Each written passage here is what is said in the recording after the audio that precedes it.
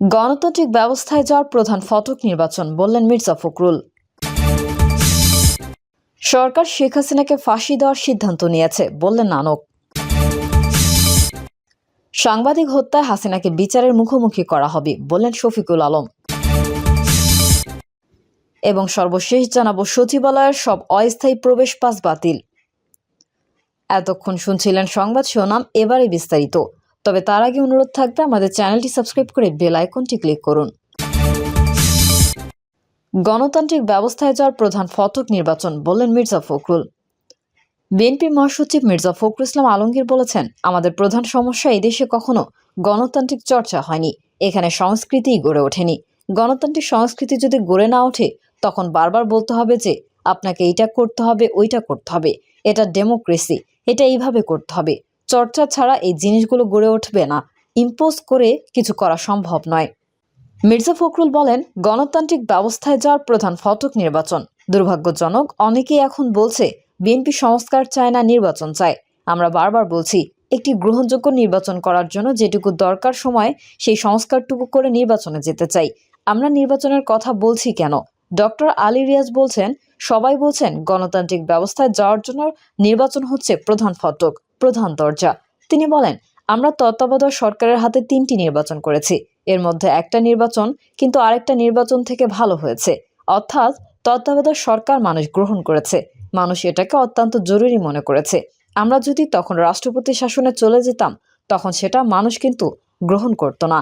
তিনি বলেন, আমার যে ধারণা, জনগণকে বাদ দিয়ে কোনো কিছু করা সম্ভব হবে না, জনগণকেই তৈরি করতে হবে আপনাকে। আজকের যে প্রক্রিয়াটা চলছে সেটাকে আমি স্বাগত জানাই। কমিশনগুলোকে অনুরোধ করব, আপনারা জনগণের সঙ্গে ইন্টারেকশন করার ব্যবস্থা রাখবেন। যত বেশি সময় যাবে আমাদের কাছে মনে হয় সমস্যাগুলো আরো বাড়বে। উল্লেখ করে তিনি বলেন, আমাদের সমস্যা তো অন্য জায়গায়, আপনি এইগুলো ইমপ্লিকেশন করবেন কিভাবে? আপনার প্রশাসন, আপনার সরকারি মেশিনারি তো এখনো পুরোপুরিভাবে ফ্যাসিবাদের মধ্যে আছে। কাঠামো যদি না থাকে, ওপর থেকে শুধু চাপিয়ে দিয়ে কিছু করতে পারবো না। উল্লেখ করে মির্জা ফখরুল বলেন, প্রতিষ্ঠানগুলোকে ঠিক করতে হবে। সেই প্রতিষ্ঠানগুলোকে যদি আমরা গণতান্ত্রিকভাবে গড়ে তুলতে পারি, তাহলে গণতন্ত্রকে সফল করতে পারবো। মাইন্ডসেট বড় জিনিস, সেই মাইন্ডসেটটা তো তৈরি করতে হবে। সেই জন্য আমাদের চর্চা করতে হবে, আমাদের গণতন্ত্রকে চর্চা করতে হবে। ভুল হবে, ত্রুটি হবে, এর মধ্যে দিয়ে গণতন্ত্রকে এগিয়ে নিয়ে যেতে হবে। তিনি বলেন, আমরা 2016 সালে ডকুমেন্টারি বের করেছি, যেখানে রাজনৈতিক সংস্কারের কথা বলা ছিল। প্রধানমন্ত্রী ও রাষ্ট্রপতির ক্ষমতার ভারসাম্য রক্ষা করা, প্রধানমন্ত্রী যেন 2বারের বেশি না হতে পারে, দ্বিকক্ষ বিশিষ্ট পার্লামেন্টের কথা বলেছিলাম। বিএনপির মহাসচিব বলেন, পরে 2022 সালের প্রথমে 12 দফা, এরপরে সব রাজনৈতিক দলের সঙ্গে আলোচনা করে 31 দফা দিয়েছি। দীর্ঘ 2 বছর আলোচনা করেছি, অনেকেই সঙ্গেই তখন কথা বলে এগুলো করেছি। সরকার শেখ হাসিনাকে ফাঁসি দেওয়ার সিদ্ধান্ত নিয়েছে, বললেন নানক। আওয়ামী লীগের সভাপতিমণ্ডলীর সদস্য জাহাঙ্গীর কবির নানক বলেছেন, রাজনৈতিকভাবে প্ররোচিত সরকার শেখ হাসিনাকে ফাঁসি দেওয়ার সিদ্ধান্ত নিয়েছে। সরকারের বিরুদ্ধে কেউ কথা বললেই তার উপর অত্যাচারের খড়গ নেমে আসে। ভিডিও বার্তায় আত্মগোপনে থাকা গণহত্যায় অভিযুক্ত এই আওয়ামী লীগ নেতা বক্তব্যের শুরুতে বলেন, আজ দুঃখ ভরাক্রান্ত মন নিয়ে আপনাদের সামনে এসেছে। বাংলাদেশের সার্বিক পরিস্থিতি আমাদের সকলকে ব্যথিত করে তুলেছে। শ্বাসরুদ্ধকর পরিস্থিতিতে দেশের জনগণ হাঁসফাঁস করছে। আজ জনগণের সামনে একটি প্রশ্ন, বাংলাদেশ কোথায় গিয়ে দাঁড়িয়েছে, কোন দিকে যাচ্ছে? তিনি বলেন, দেশি বিদেশি ষড়যন্ত্রের মাধ্যমে শেখ হাসিনা পরিচালিত সরকারকে হটিয়ে বাংলাদেশ তার গতিমুখ হারিয়েছে। আর্থসামাজিক অর্থনীতির অগ্রগতিকে আন্তর্জাতিক অঙ্গনে বারবার প্রশংসিত বাংলাদেশ আজ অস্থিতিশীলতার চোরাবালিতে ডুবে গেছে। আজকে বাংলাদেশের সবকিছুর চেয়ে বোধহয় মানুষের জীবনের দামটাই কম। নানক বলেন, একটি গোষ্ঠী আওয়ামী লীগের নেতাকর্মীদের উপর হামলা চালাচ্ছে, তাদের বাড়িঘর, ব্যবসা প্রতিষ্ঠানে হামলা ও লুটপাট চালাচ্ছে, তাদের হত্যা করছে। ষড়যন্ত্র, রাষ্ট্রযন্ত্র ব্যবহার করে আওয়ামী লীগ সহ মুক্তিযুদ্ধের পক্ষের প্রগতিশীল মানুষদের উপর অবর্ণনীয় দমন নিপীড়ন চালানো হচ্ছে।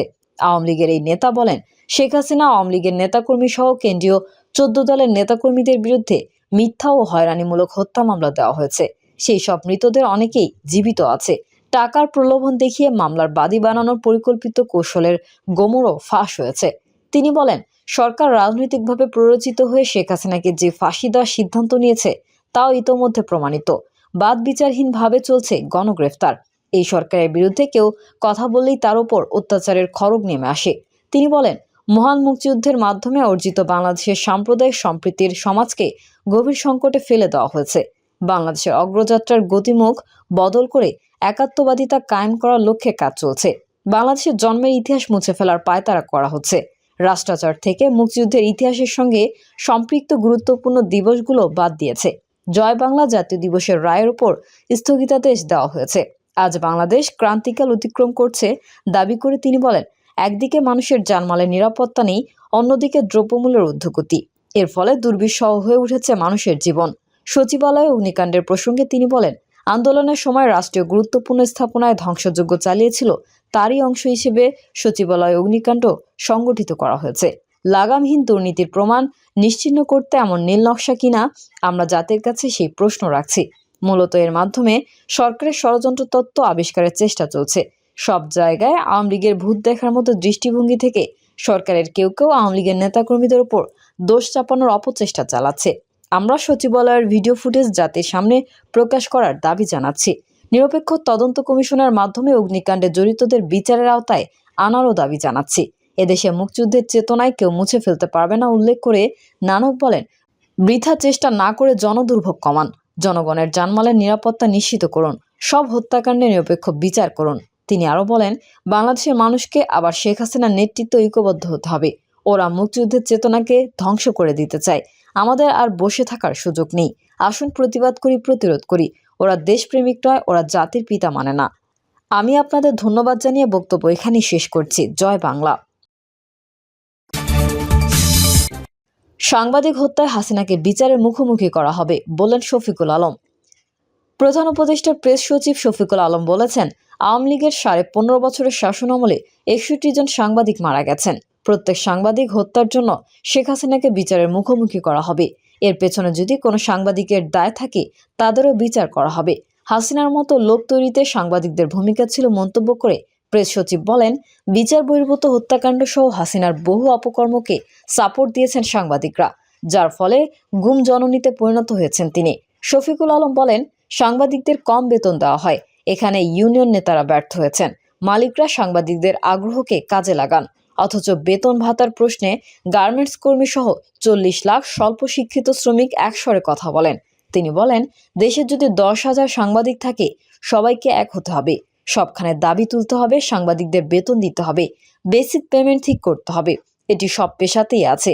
এখনই উপযুক্ত সময়। রাজনৈতিক দল এলে তাদের পক্ষে একটা গোষ্ঠী দাঁড়িয়ে যায়। পেশাগত দায়িত্ব পালন করতে গিয়ে সাংবাদিক মারা যাওয়ার ক্ষেত্রে মালিকদেরও দায় আছে উল্লেখ করে শফিকুল আলম বলেন, তারা সাংবাদিকদের ন্যূনতম সুরক্ষা সামগ্রীও সরবরাহ করে না। আন্দোলনের সময় নিহত সাংবাদিক হাসান মেহেদীকে কাছ থেকে গুলি করা হয়েছে। ভেস্ট থাকলে মৃত্যু এড়ানো যেত। যেই প্রতিষ্ঠানের সুরক্ষা সামগ্রী কেনার ক্ষমতা নেই, তাদের সাংবাদিকতায় আসার দরকার নেই। সেফটি না থাকার কারণে অনেকে নিহত হয়েছেন। প্রেস সচিব আরও বলেন, যে কোনো জায়গাতেই হোক বেসিক মানসম্মত একটা বেতন দিতে হবে। বেতন না দিয়ে কার্ড ধরিয়ে দেওয়া গণমাধ্যম মালিকদেরও তীব্র সমালোচনা করেন তিনি বলেন, আগামীতে সুষ্ঠু ও স্বাধীনভাবেই বাংলাদেশের সাংবাদিকতা হবে। নতুন কোনো ফ্যাসিস্ট যেন আর তৈরি না হয়, সেই জন্য কাজ করতে হবে সবাইকে। প্রিয় দর্শক, এই ছিল এখনকার সর্বশেষ সংবাদ। আপডেট সহ সংবাদ পেতে চ্যানেলটি সাবস্ক্রাইব করে বেল আইকনটি ক্লিক করুন। কমেন্টে আপনার মতামত জানিয়ে আমাদের সাথেই থাকুন। ধন্যবাদ সবাইকে। আল্লাহ হাফেজ।